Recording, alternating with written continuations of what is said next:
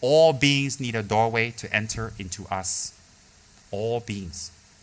And the doorway that they can enter us through can be twofold. Self-created or outward created.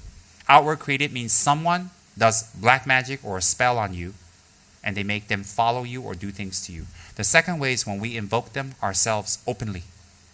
When we invoke upon them openly, they come forth. Some stay, some go. Sometimes the door gets bigger and they stay. And the disturbances get more and more, or their so-called help in the beginning gets more and more. But we open the door. Once we open the door stays open. Similarly, for the higher beings, they also need a door to enter. So what's that door? Can be invoked by your Lama, by another person doing chanting, so the Buddhas come forth. Or self-invoke, the door opens ourselves. And that is what we're doing when we do Lama Tsongkhapa's chanting. So when we do Lama Tsongkhapa's chanting, when we do a Buddha Tara chanting, any of these enlightened beings chanting, the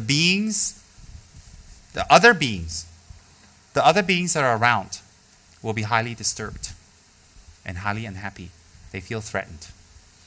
If you have one shop and another shop open selling the similar items, won't they be threatened?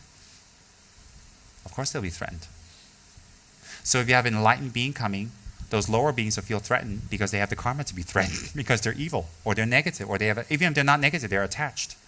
They're attached to themselves. They're attached to praise and honor and love, and they're attached to you having a body and them not having a body. And sometimes they're very naughty.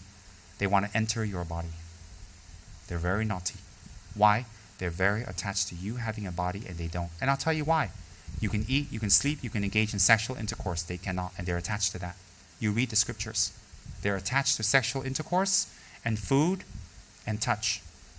And they go for thousands of years not able to touch. Dalai Lama described it in detail. Thousands of years they go, cannot touch. And they look omniscient. Why? When you ask them things, they know things. Why? They've been around for thousands of years, some hundreds of years. So they've seen everything. It's like talking to your grandfather. Your grandfather seemingly knows everything. Of course he knows more than you. Your grandfather knows more because they've been around for the last 50, 80, 100 years. If your grandmother's 120 years, she's going to know a lot of things. So if the spirit is around for 500, 600 years, they'll know a lot of things. So to you, a little innocent nobody, wow, they know everything. Wow, they're fantastic. Wow, they're omniscient. Wow. But actually, it's not wow. And if we open the doors and we invoke them, they come forth. When they come forth, they stay. Why? Why do they stay? They give you a little of what you need. They give you just a little bit of what you need. Why? To attract you to them to stay. It's like a pretty girl. She doesn't give it all. She gives a little. She goes, and then that's it. And sometimes she's, oh. And if you're very lucky, and then that's it. Oh. If you're very lucky. If you're very, very lucky, all right? For some of us, we like pretty boys. So if you're very lucky, you see a little bit. So these beings hang around, and I'm giving you knowledge. Why am I giving you knowledge? Because all of us in committees, all of us in this will meet people in the future who will come with questions. I am here to give you your questions logically answered so that you can help other people, because they will come and ask. Don't think about yourself. Don't give knowledge just for yourself. It will benefit other people. So I'm sharing these items with all of you, whether you're interested or not, because in our center, you will come across people, as I have hundreds of them. I've come across hundreds of them, real and otherwise. So I'm giving you knowledge. I'm giving you knowledge, not made up. So therefore, when these beings, why do they stick around with you? They're attached to praise. They're attached to the feeling that they give you. They're attached to intercourse. They're attached to food. They're attached to touch. They're attached to feeling. And so that's what they want from you. Even if they can't get it, they're attached to it, so they stay near it.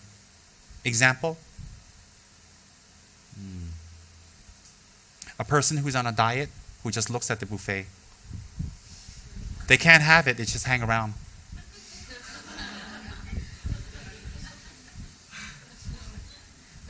And when you're eating, they go.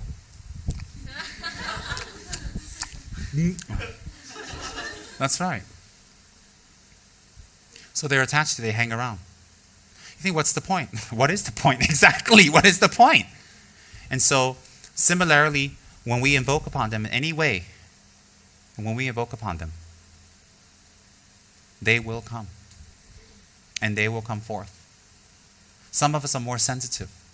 I met genuine people who are more sensitive. And those more sensitive people will be affected by them much, much more. Much, much more.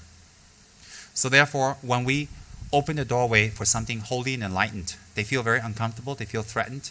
And right now, the negative beings will have more influence upon us than the enlightened beings, or normal beings, not negative. Normal beings will have more influence upon us than the enlightened beings due to habituation. Due to habituation. Example, if our parents teaches us not to do this, this, and this, and this, it's very hard to follow. We try. But when we go to school and somebody bad says, hey, why don't we have a drink? Let's have a ciggy bud. Forget about it. We're stressed out. It's very easy to do. Why? They give us instant gratification. Instant. So these supernatural beings give us instant gratification, so we think. And they nurture us, they take care of us, they give us instant. So after a while, we become hooked. After a while, whether they do things or not for us, it doesn't matter. And sometimes they're very, very interesting because they can disturb people around us. Definitely they can disturb.